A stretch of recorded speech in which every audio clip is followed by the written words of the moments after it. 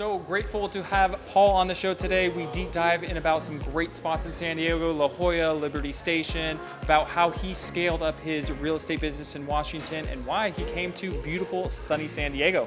Let's tune in.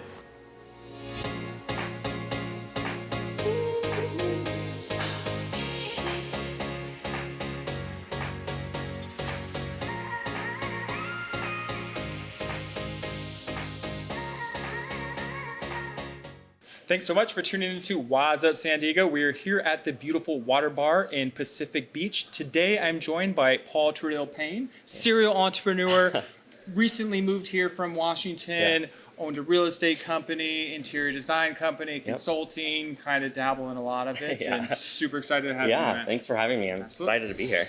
Yes, so welcome to San Diego. You, as you mentioned, just got here in August. August. So... gorgeous. As we were joking, as you can see, it's a horrible winter day, probably 75, people out in shorts, biking, so can't really beat that. It's amazing. Absolutely. Yeah.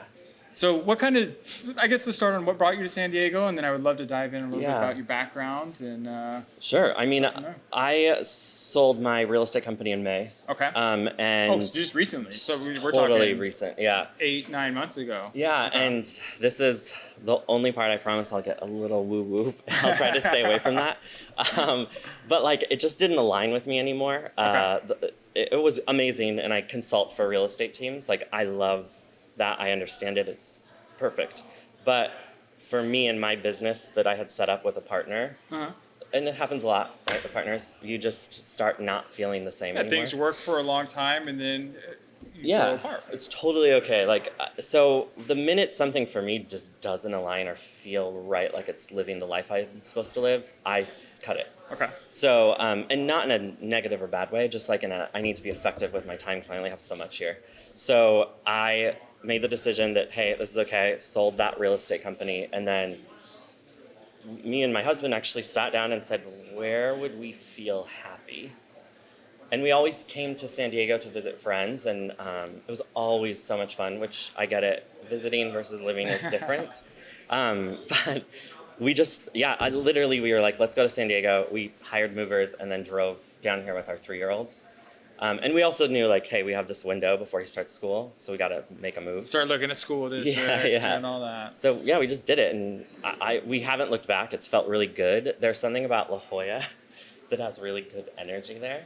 Just kind of drawn to that area. Yeah, I don't know. It's like, we don't live there. We live in Hillcrest, but I'm, like, my energy workers in La Jolla, and, like, all these people, they all talk about what La Jolla's built on, and the energy draws a lot of people to San Diego. It's one of those very iconic spots down here. You know, just walking down the palm tree lined streets and just the coastline and all the rocks, and going down to the seals and restaurants and boutique shops and there is a lot of money down there too as well. So you're seeing those really expensive cars, which you don't see nearly as much here in San Diego as you do is like the LAs or the Bay Areas, like or Ferraris and all the time. Lots of Teslas, but it's not as flashy as some of the other cities too. Yeah, all I can say is like it's lighter here. Yes. Like that's the best way to describe it. Is like it's a little heavy in Seattle with a lot of gray and rain.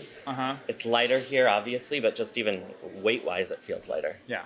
So, love it. Yeah, I'm born and raised here, and that's why I will probably never leave. It's hard. I've traveled the country. I would go visit. I haven't really spent too much time in Washington, or at least nice areas of Washington. I went to like a data center somewhere.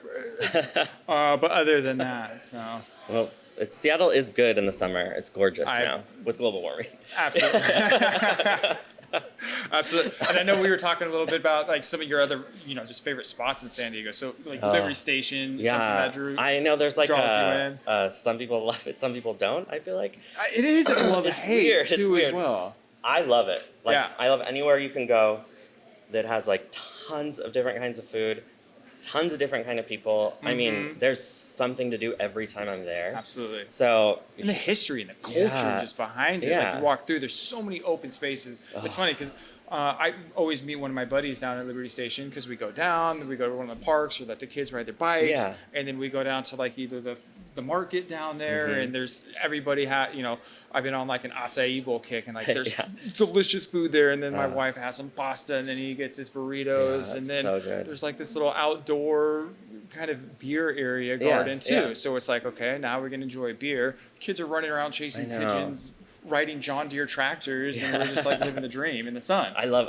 it there. So it's Liberty Station for sure. And then the first restaurant I came to when I was here was Puesto. And so like every time we come like a few times a year before we moved here, we'd always go to. Their tacos are horrible. Yeah. Yeah, but some of the best tacos like ever. God, they're so good. Yeah. So I don't know. I just maybe it's like tradition now. We go constantly. Gotcha. What's your drink of choice? Are you a tequila man with tacos? I'm a tequila all the time, no matter what the food is. So yeah, a tequila, anything. Yeah. No, it's funny because we've joked with a couple people. It's like, should we get like a drink theme with the show? And like, I like beer. There's a huge craft beer culture down here. I'm not a huge wine guy. Like, I enjoy a glass of wine, but it's not like my go-to. But like, I love tequila too as well. Me too. So. I mean, I come from a big Mexican family, so there's a lot of tequila all the time. Yeah. Yeah, Polish. I don't even know. Vodka, I guess. Oh yeah, vodka. Yeah, I can't do vodka. It's a grown taste. Yeah. So, I always had Belvedere growing up as a child, but super sidetracks on that. Would just love to dive in on your mindset too as well. With coming from corporate America, what were some of those, I guess, skills that were transferable from corporate America to opening, your real estate company to opening the interior design company? Some of the obvious ones that just jump out to me, correct me if I'm wrong, is just picking up your phone, returning calls, returning emails, which, isn't always, you think it's a no-brainer, but it doesn't happen nearly as much, and just providing a level of service that I would expect myself or my mom 100%. to receive. Yeah.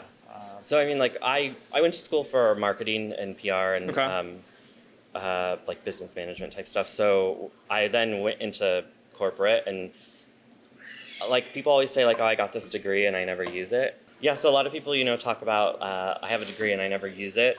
I feel like I use everything constantly, but I also think real estate, interior design, even like business consulting, it goes, I think, more towards like a creative mindset.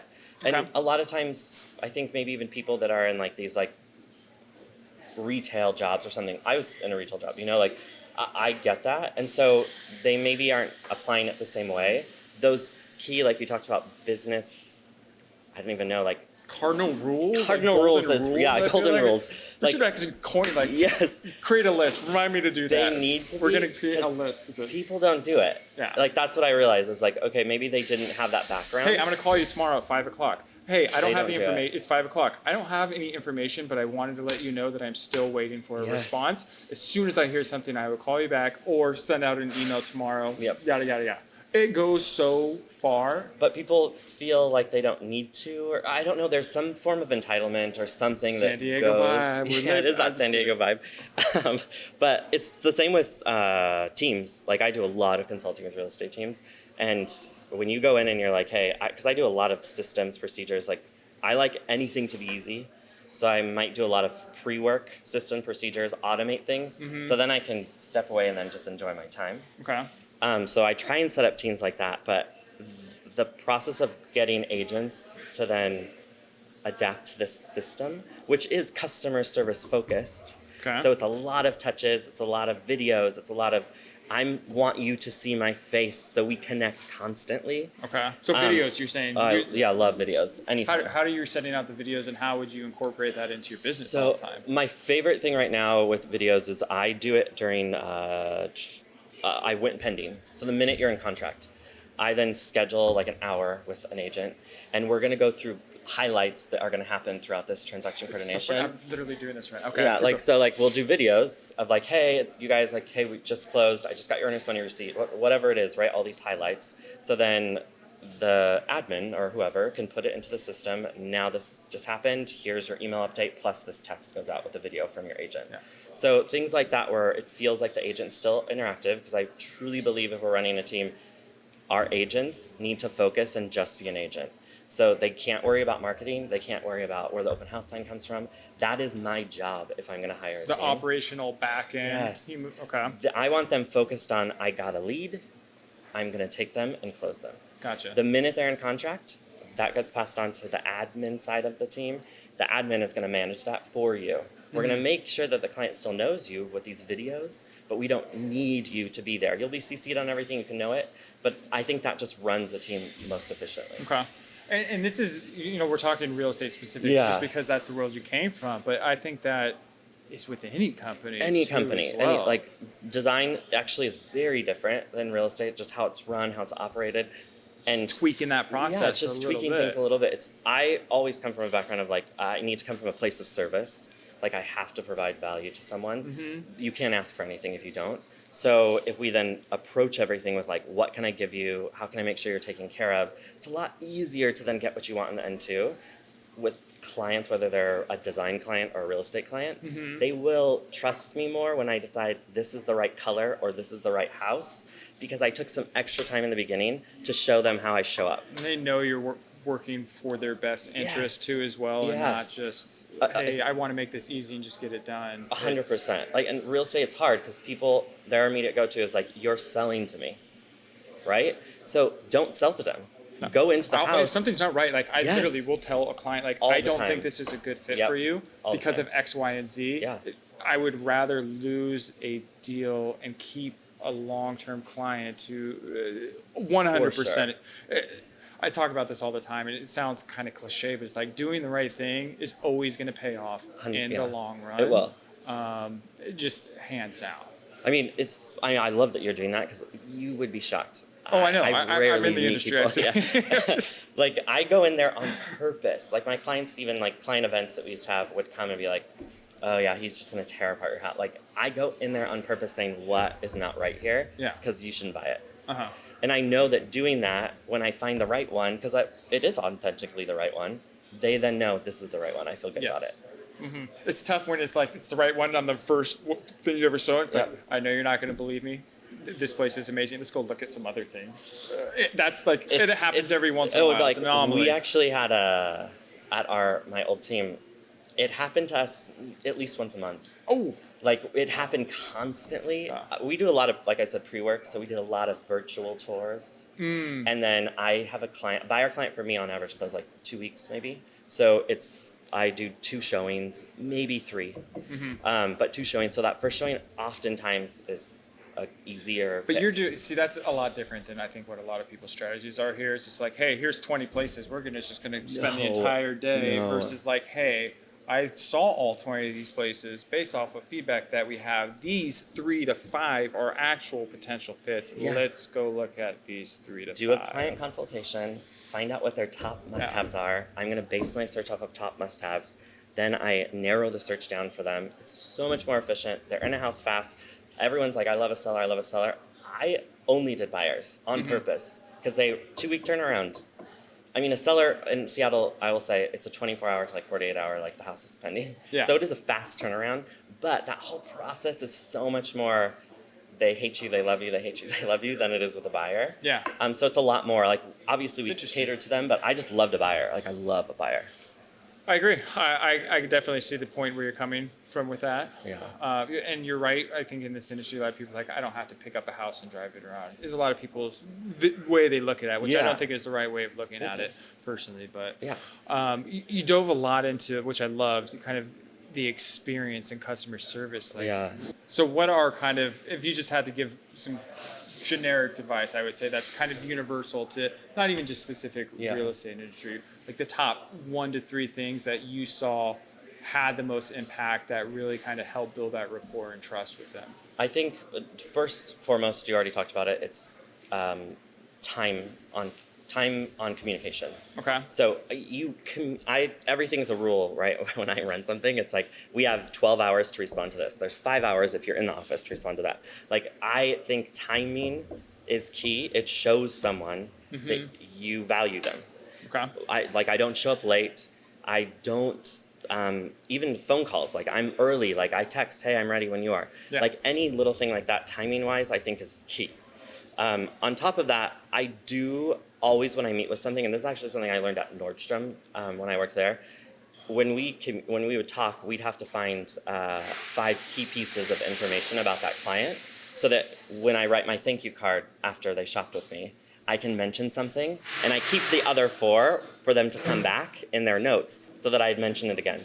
So yes, something I learned when I was at Nordstrom was when we'd have a client, we'd sort of create a list of like 5 key things that I took from that conversation. So I'm like purposely listening while we're talking and they're talking about clothes or what they're looking for on things like maybe they mentioned basketball, they mentioned their son, they like Great vacation anything like that. Or I'm gonna then take notes for it. I do that same thing with clients, find key pieces of things so that when I then do follow-up, let's say, I can mention those things. That person most likely is gonna be, hey, they were paying attention or they remembered me. If they do go and interview with someone else, I at least took an extra effort saying I remember you. If they hire me and we go forward, I then use those key pieces on follow-up. Still, in just a different way, right? Like now I can maybe do my closing gift based off of these key they things. like basketball. Exactly. They don't remember like things like that. And then the, I guess, last little piece of advice is I constantly am finding a way to create an experience for the client. And so any opportunity I can give that's like a little bit of extra that doesn't cost me anything, I always do it. So with like a like a closing, I love the idea of like we get ribbon, branded ribbon. I wrap the front door with a bow with a branded ribbon so that it feels like they are coming home to a gift. Opening up a gift. Yeah. That's their closing gift then is inside, but still like that thing with design. It's like the Tiffany's experience. Yeah, it's like the you want bag and the something box. extra, And when like- you see that powder blue box, like When it's a pain point, or even clients design or real estate, like they need to replace something. The wife hates this light fixture. You know what? The reality is in real estate, you're making thousands of dollars. You can afford a $200 light fixture to give to them. Yeah. Design, same thing. Like, so if that means it wasn't in their budget, and then it's I'll there throw it forever, in. and they are Yeah. going to see that forever. And they constantly talk about it. Yeah. So it's just like, it's moments, it's timing and efficiency, and then it's really just about like showing that you're invested. And it's genius, and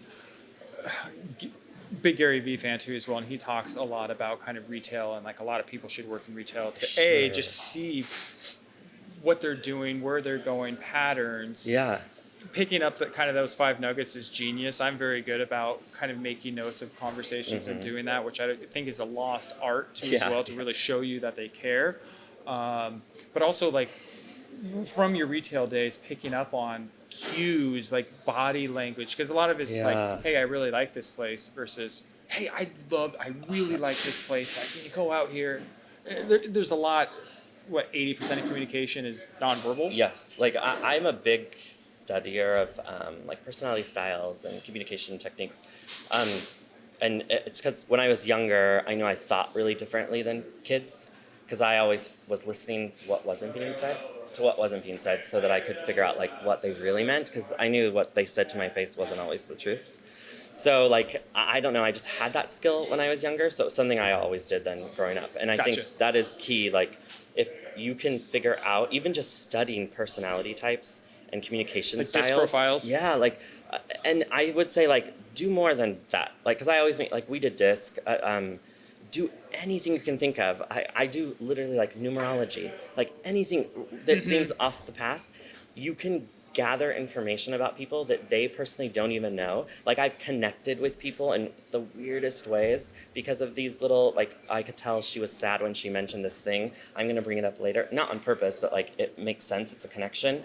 And next thing I know, we're crying because that was a sad, like it's like, that's a connection, it's a way that we did it. Yeah. And it's only because I was looking for what she wasn't doing, right? Or the way that she stepped or set something down. It is that nonverbal time that I think you find really personal facts about your clients that you can use, and I hate to say the word use, but use in a way that can help them. And it's not used as like you're trying to manipulate. It's Yeah, use no. them to like show that you understand and actually care about them and pay attention. Because a lot of people, it's that burn and turn method, and long.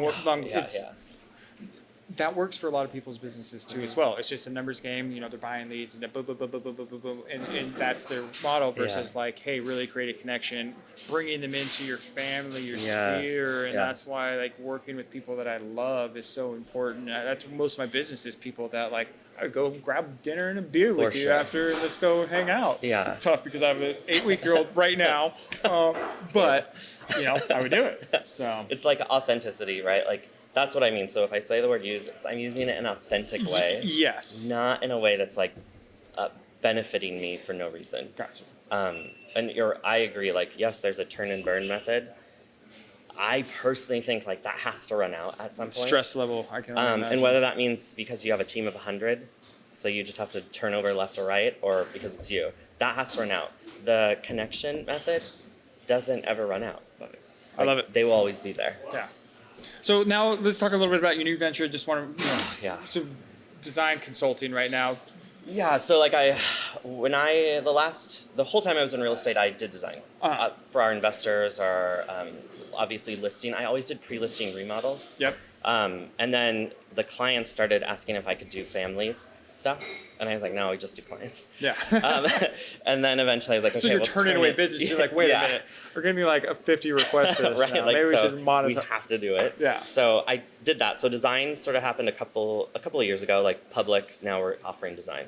Gotcha. And then when I left real estate, because it just wasn't aligning anymore, I didn't want to leave the home industry. I still wanted to be part of it. And a friend of mine, just because I am really big on systems, like I have a 90-day training manual, like I think it's really efficient. He was like, you have to just consult now. So you have to do like business consulting. Yeah. And so the minute I put like, hey, I'm going to do this, I got stuff. And I'm like, I guess it's a need. Started attracting it to it's a need. Yeah. So now I'm doing that, I think, more than I anticipated. But it's fun. Like it's cool to like meet different teams, like go over the West Coast and just see how people do things. Because it helps me a lot. Like people have different techniques that actually provide the same result. Like it's cool. Like just like personality types, I can go in and like now read a business and say they're gonna like this one more than they'd like this one. Like so, I like it. It's fun. It's exciting, and I can still do design because a lot of my design is remote. Perfect. So, and more time to spend at home. Yeah. In this beautiful city with your 3-year-old. Yeah, I know. That's enough. Well, good. Thank you so much for taking the time to be on the show. Oh, yeah, thank you. Really appreciate it. Yeah, no and problem. If anybody wanted to connect with you, what would be the best way? Yes, they can email me, I guess. It's paul@casaconsultantdesign.com or just look me up on Facebook, Paul Trudel Payne. Paul Trudel Payne? Yeah. Awesome. Cool. Thanks so much for tuning into Waz Up San Diego. So grateful to have Paul on the show. If you have any design projects he can help you on, make sure to reach out to him. Thanks so much and tune in next week.